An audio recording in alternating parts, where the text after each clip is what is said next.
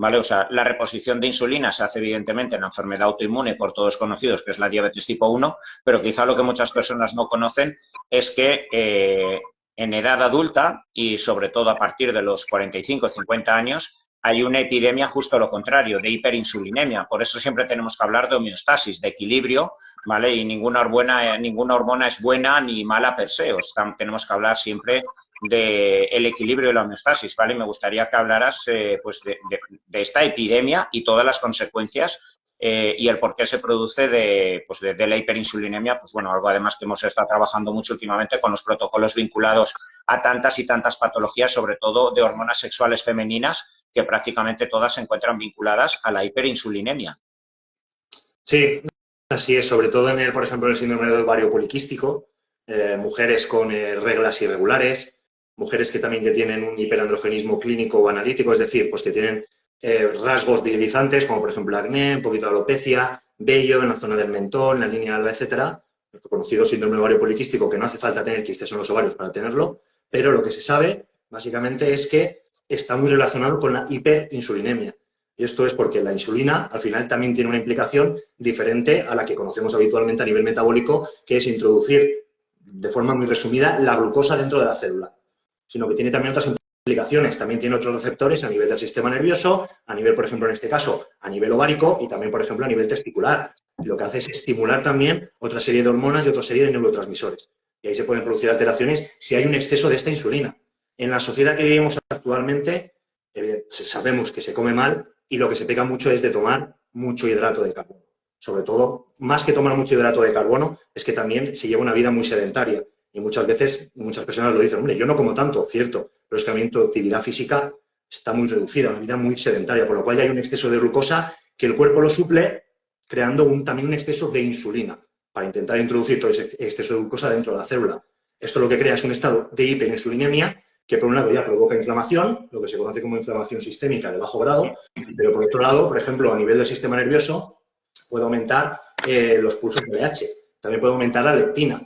La leptina lo que nos hace es dar la saciedad y estimula también, por ejemplo, la TSH, es decir, hormona tiroidea, la hormona de crecimiento y, como he dicho, la LH, las gonadotropinas. Pero una persona que tiene hiperinsulinismo, que normalmente es gente que tiene síndrome metabólico, gente obesa, tiene una hiperleptinemia, es decir, un exceso de leptina. Y resistencia a la leptina.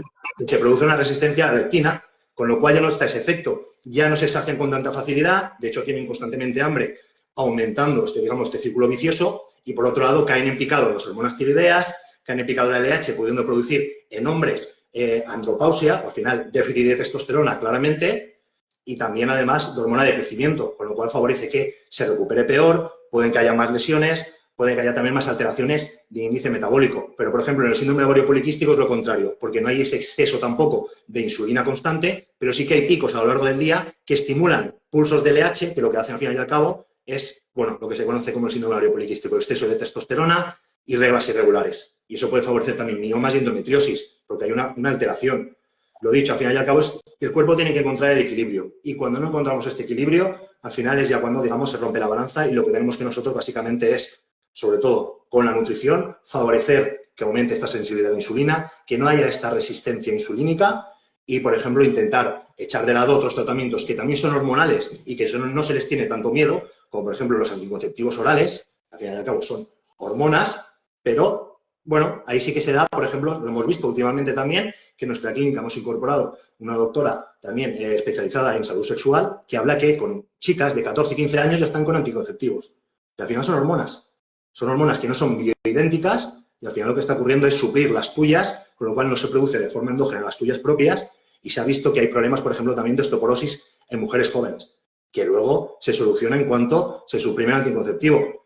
Pero ya se introduce un derivado de estrógeno, un derivado de progesterona y también se deja de lado la testosterona en la mujer.